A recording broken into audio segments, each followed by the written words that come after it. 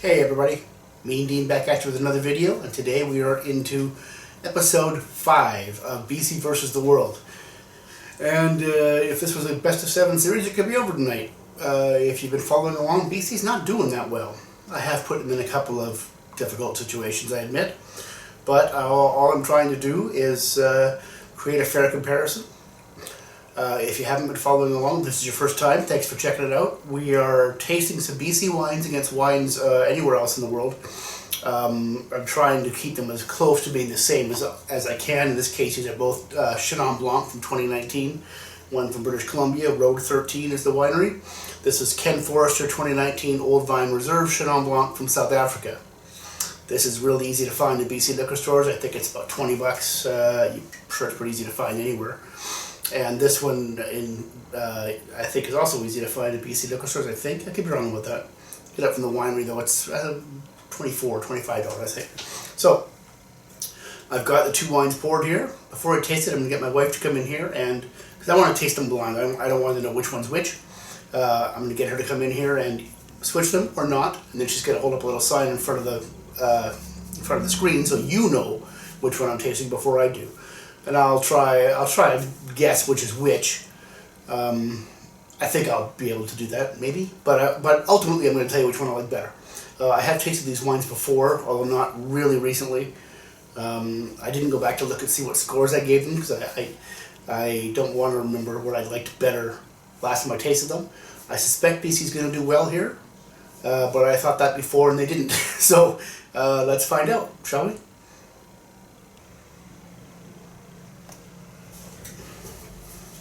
Okay, I'm back, and she came in and she either switched them or she didn't switch them. She left a card under here I can see under the thing. I'll look at that in a minute. But first of all, let's dive into this one here on the right. It might be the Ken Forrester Chenin Blanc, it might not. Definitely Chenin Blanc, though. Apple pear. A bit of whoa.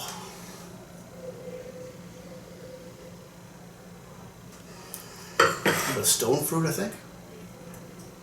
Good white peach. All right.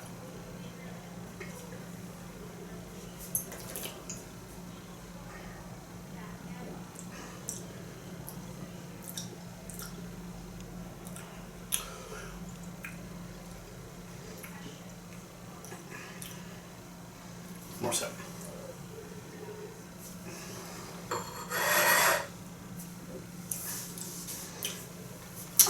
My first sip of the wine of the day. I don't think my mouth was totally ready for it.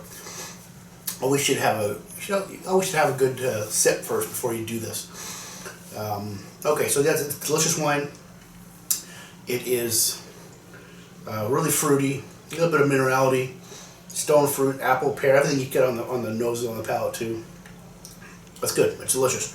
I'm pretty sure I know which one that is too. I'll see if I'm right or not in a minute. Yeah.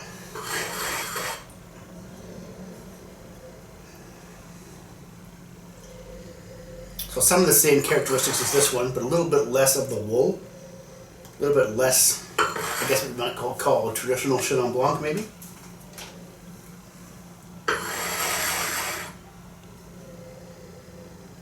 Fruit flavors are about the same.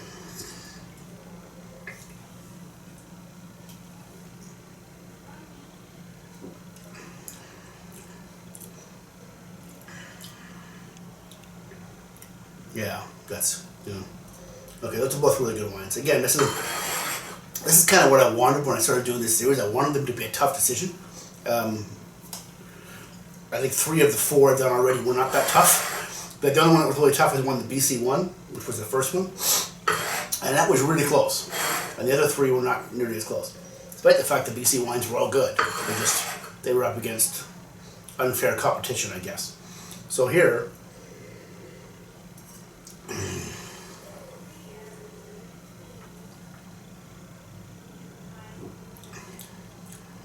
okay, both good wine. This is the winner. And I'm pretty sure she didn't switch them. That's gotta be the BC wine. Yeah. Okay, so I was right about that. So BC picks one up there. That's good. Makes it 3-2. This is a really good wine too, and for I'll put the prices up on the screen when I do the edit, but I think it was $20, or actually we got them on sale for like $17.99, BC liquor stores, and I don't imagine it's tough to find. 13.5% alcohol. This one's a little bit lower, I think. 13, so medium alcohol. You like Chenin Blanc, you're going to like these wines. Let's see what this one says here. I was talking about organic. In a perfect world, we would all be happily, gainfully employed. All agriculture would naturally be organic, and our processes would be sustainable and environmentally friendly. This is our goal. So in other words, they're not saying it's organic. They're saying they're trying to get organic. Well, whatever. This one, interesting. We've had this a few times. We kind of discovered it actually at one of our earliest blind tastings. Tracy bought this for me, and we had it, and it was really quite tasty. So we bought it quite a few times again, because again, the quality to price ratio is delicious. This one is a really special Chenin Blanc. If it's not the best Chenin Blanc in BC, it's in the top 2 or 3. It's probably the best. Yeah, it's called Chip Off the Old Block. So it's made from plantings. The old block of Chenin Blanc was planted in 1968 and bears some of the best fruit in our vineyard. Using cuttings from these vines, we planted a new block to create a new generation of Chenin. It's crisp, dry, fruit forward, and like a rebellious teenager, brash, brazen, and waiting for the next opportunity to show off. Sniff, they grow up so fast. Cute. Anyway, we really enjoyed our time at Road 13 on our last trip. Actually, we've enjoyed our time there every time. It's a winery I would never miss when we go to the Sawyer Oliver area. And this is a real delicious example of an entry-level priced Chenin Blanc from South Africa. If you guys aren't familiar with South Africa's wines, I would highly recommend getting familiar with them. They are really delicious. I wonder what region this is from. This is from the Western Cape, I think. Western Cape, right. Stellenbosch. So, Western Cape is the sub-region, Stellenbosch the sub-appellation, I think, if I got that right. And we've had a lot of good wines from Stellenbosch. There's several wineries that make a delicious Chardonnay from Stellenbosch. Really excellent region. So I highly recommend you find this wine and try it. I generally recommend you try lots of wines from South Africa. You'll thoroughly enjoy it. In this particular case, though, BC's the winner, 3-2. So I sat down yesterday and I came up with 6 good pairings. I looked through all my wine fridges and found 6 good pairings that I think will make interesting videos. So I'll go through those in the next little while. And that's not really a best of 7 series. When the world gets to 4, I'm not going to quit. I'll go through those, what I've already done, plus those 6. We'll see where we stand. I am a BC wine guy. I think about 68% of my wine collection is BC wine, which is not to say that I don't love wines from the rest of the world too, obviously. But of course, being in BC, it's pretty easy to get here, and it's delicious. And people who don't get to taste these wines, which is basically anybody that doesn't live in Canada, generally, has no idea how good the wine is in British Columbia. Some of it. There's some plonk too, but most of it's very, very good. So I'm trying to come up with wines where I think BC is going to show well. And I know BC will show well, but I'm not rigging it in their favor. Hence why I want the wife to switch them or not. So I don't always, in the back of my mind, know, well, this is the BC wine. If it's close, I'll give that the edge. No. Obviously, they're down 3-2. So, yeah. So I want to ask you a favor too. When I do these videos, I quite often get a lot of comments. I usually send them links out on Twitter and Facebook groups and that kind of thing. And I get quite a few comments, people telling me how much they like them. That's awesome. I sure appreciate that. But I would love it if you would leave the comments here on YouTube instead of the Facebook groups. Or both, I don't care. Because comments in the Facebook groups do nothing for this channel, right?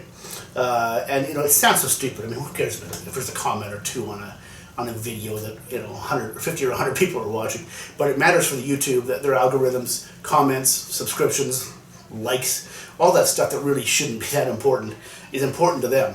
And I would like to grow this channel a little bit. I'd like to get more people watching it.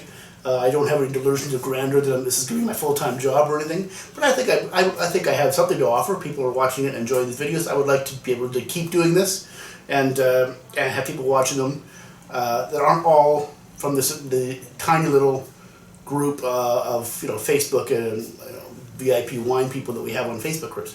So in order to do that, it has to get out to more people.